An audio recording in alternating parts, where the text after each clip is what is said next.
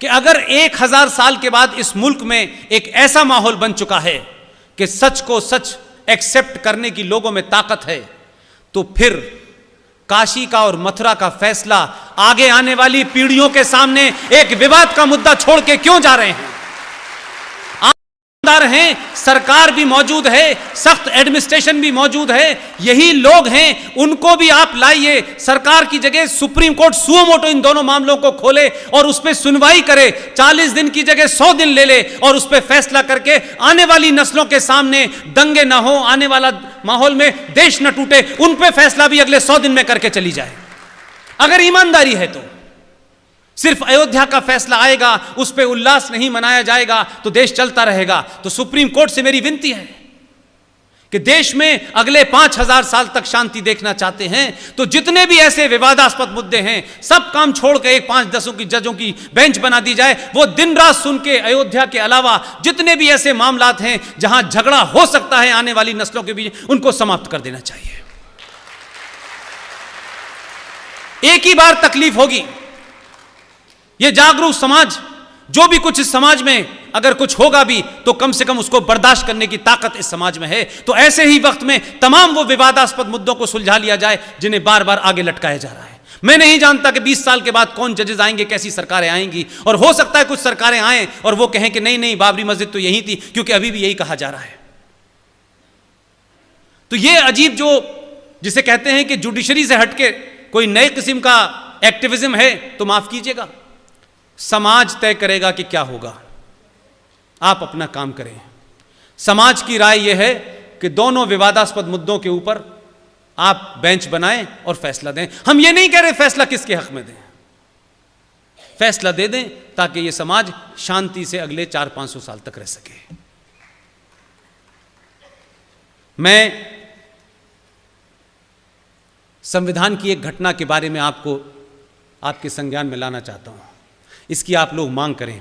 मैंने तो भारतीय जनता पार्टी के कोई 50 से ज़्यादा मेंबर ऑफ पार्लियामेंट के मौजूदगी में अलग अलग समय पे अलग अलग जगह पे पूरी ताकत के साथ कहा है, ईमानदार बनो और ईमानदारी से काम करें।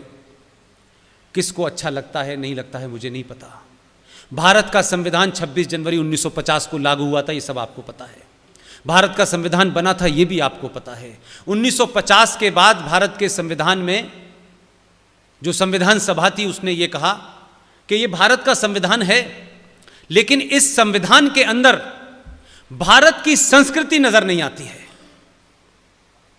तो नंदलाल बोस को बंगाल से बुलाया गया और उनके साथ में विश्वस्वरूप, गौरी, जमुना, पेरुमल, कृपाल सिंह, इन तमाम ऐसे लोगों को बनाया गया जो स्केच के बहुत माहिर लोग थे। नंदलाल बोस के अंडर में टीम बनी और शांति निकेतन के छात्र उसमें शामिल थे और यह कहा गया कि ये जो संविधान बना है इसमें बहुत सारी जगह खाली पड़ी हुई है, कौन सी तस्वीरें ऐसी इसके अंदर लगाई जाएं जिससे भारत की 5000 साल पुरानी संस्कृति और आज़ाद होने के बाद का भारत इसमें नजर आए। 5 साल तक इस पर गहन चिंतन होने के बाद नंदलाल बोस ने उस संविधान के अंदर जो आपके आर्काइव में रखा है उसमें 22 चित्रों का सिलेक्शन किया। उसके पहले पन्ने पर भगवान राम और सीता और लक्ष्मण की तस्वीर है, उसके एक पन्ने पे शिवाजी की तस्वीर है। वो 22 चित्र हैं जिसमें सुभाष चंद्र बोस की भी तस्वीर है। क्या इस देश की किसी पार्टी से हटकर लोगों को नहीं पूछना चाहिए? उस संविधान सभा में न कोई आरएसएस का था, न बीजेपी का था, न कोई विश्व हिंदू परिषद का था, और विजनरी प्रधानमंत्री जीवित थे। कोई ये बताएगा कि उस संविधान के अंदर से जो 22 स्केचेस बने हुए थे जिससे भारत की पूरा इतिहास नजर आता था, उसको किसने हटवाया? ये जो संविधान की कॉपी है ये वो कॉपी नहीं है। आपने अमेंडमेंट तो किए उसमें, लेकिन ये तस्वीरें क्यों हटवाई? ये मैं इसलिए पूछना चाहता हूं कि ये तस्वीरें हटने का प्रताप क्या हो रहा है। उन तस्वीरों के अंदर क्या था? उन तस्वीरों में भगवान राम के अलावा बहुत सारी चीजें थी, लेकिन अगर वो संविधान होता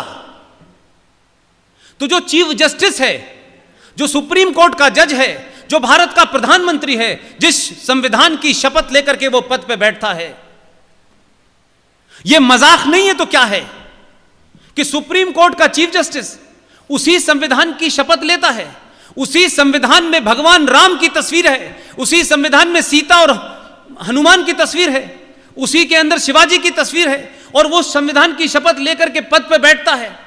और सुप्रीम कोर्ट में जब वो जज बन जाता है तो अपने सामने जो दो लोग मुकदमा लेके आते हैं उनसे कहता है कि आप गीता पे शपथ खाइए और कहिए कि जो बोलूंगा सच बोलूंगा। वो बेचारा आदमी जो मुकदमे में आया है वो गीता की शपथ खाता है, वो बात अलग है कि सच बोले या ना बोले, लेकिन शपथ तो लेता है। लेकिन जज साहब, आपने जिस संविधान की शपथ ली हुई है उस संविधान में यह नहीं कहा है कि जो लिखा हुआ है उसकी शपथ ले रहा हूं, उसमें जिसकी तस्वीर बन रही है उसकी भी शपथ ली हुई है। ऐसा नहीं हो सकता कि ये चीज तो मैं करूंगा, ये चीज नहीं करूंगा।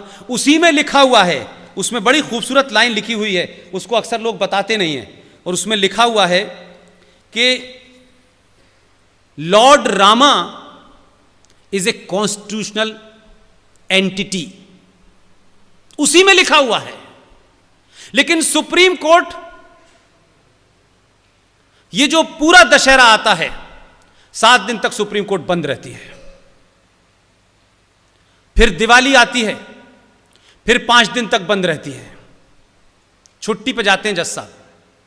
रामनवमी की छुट्टी पे बंद रहती है सुप्रीम कोर्ट। सुप्रीम कोर्ट की छुट्टी खत्म होती है, बेंच शुरू हो जाती है। बताओ भगवान रामचंद्र जी थे कि नहीं थे?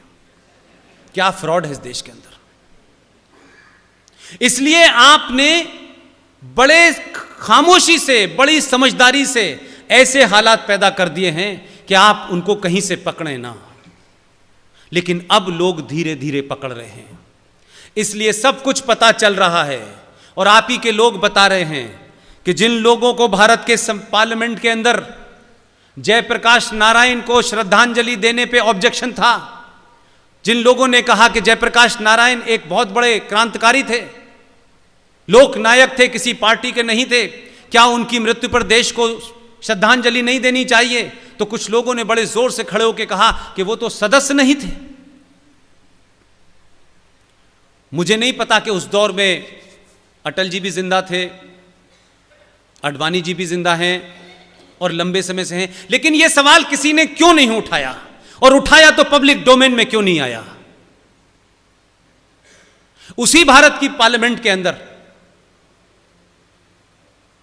आप सब जानते हैं कि माउंटबेटन से नेहरू जी का विशेष लगाव था। उसके कारण कुछ और हो सकते हैं, वो निजी हैं, उसकी चर्चा नहीं करना, उसमें कुछ। आप सब ने नाम सुना होगा एडवीना माउंटबेटन का। एक बहुत स्ट्रॉन्ग राजघराने के वो लोग जो नेहरू जी की किचन कैबिनेट के हुआ करते थे, इंदिरा गांधी के सबसे नजदीक थे, जीवित हैं। उन्होंने किताब लिखी है, उनका नाम है कुंवर नटवर सिंह। वो कभी शाखा नहीं गए, वो शायद कभी बीजेपी आरएसएस के लोगों से मिले भी नहीं होंगे। उन्होंने किताब लिखी है, उस किताब का नाम है one life is not enough. सच लिखा है, सच कहने के लिए एक जीवन बहुत कम है। उस किताब के पेज नंबर 42 के ऊपर लास्ट पैरा की आखिर की 3 लाइनें पढ़ लीजिए। इसीलिए मैं बार बार कहता हूं कि जो राष्ट्रवादी हैं वो पढ़ें और अपना लिखा हुआ ना पढ़ें, दूसरों का जरूर पढ़ें। बहुत चीज मिलेगी आपको बात करने के लिए। आप करोड़ों की सभा में जब बोलेंगे, कोई आदमी आपको चैलेंज नहीं कर सकता।